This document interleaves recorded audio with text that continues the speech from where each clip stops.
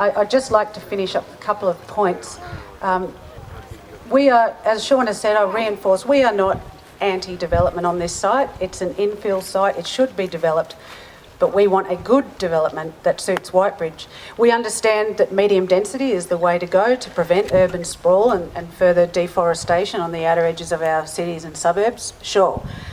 So we have to accept that house blocks will become smaller and more people living on areas of land. However, this is a monstrosity. It has not been well thought out. I don't consider it medium density, even if it does fit within the controls. It's at the very upper end. They're jammed in. They could not possibly fit one more thing in. There is no common green space, what I'm calling kick a ball space for children. In the words of Cat Stevens, where do the children play? Where do the adolescents hang out?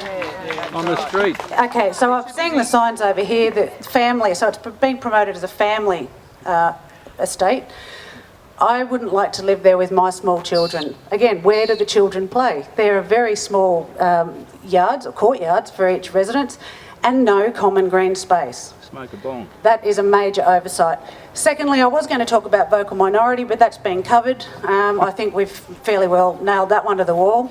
Good work, guys. We are not a minority.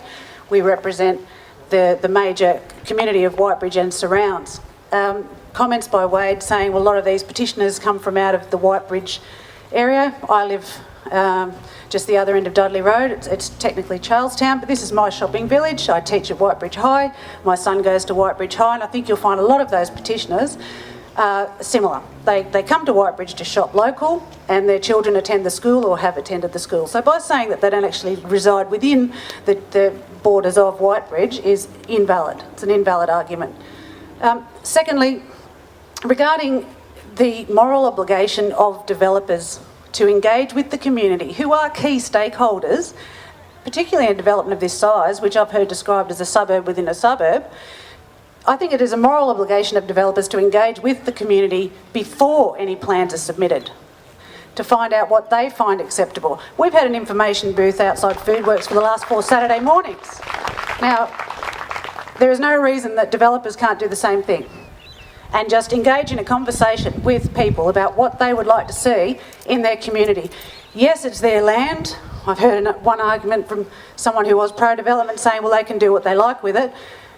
I don't believe so. I believe they have to enter into a social contract with the community because if this does go ahead in its current form, the future residents of our community will be living there. So we, the present residents, have to look after the future, not just of the community, but the residents here as well. So we're thinking about our children and our children's children. So it's that transgenerational concern that we all need to bear in mind all the time.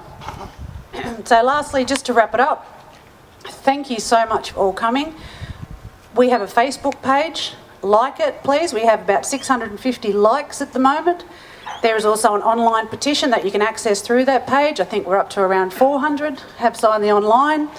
We will be outside Foodworks again next Saturday morning with our hard copy of our petition. I think we're around nearly 400 signatures on that as well. And there's about over 140 submissions have gone into council opposing it for various reasons. As Sean said, there's information over there. So when I finish speaking, if you can go over there and the ladies and the gentleman will help you there.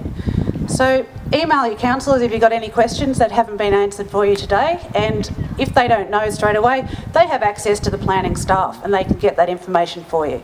So thank you very much, well done. Oh, show of hands, all those in favour of opposing this development in its current form, would you raise your hand? All those not in favour? I think that's unanimous. Oh, wait. Right. Vocal minority. All right. So 350 to 1. Thank you. Just quickly say thanks to Peg's Cafe. They've supplied the drinks over there for everyone, keep everyone cool and hydrated.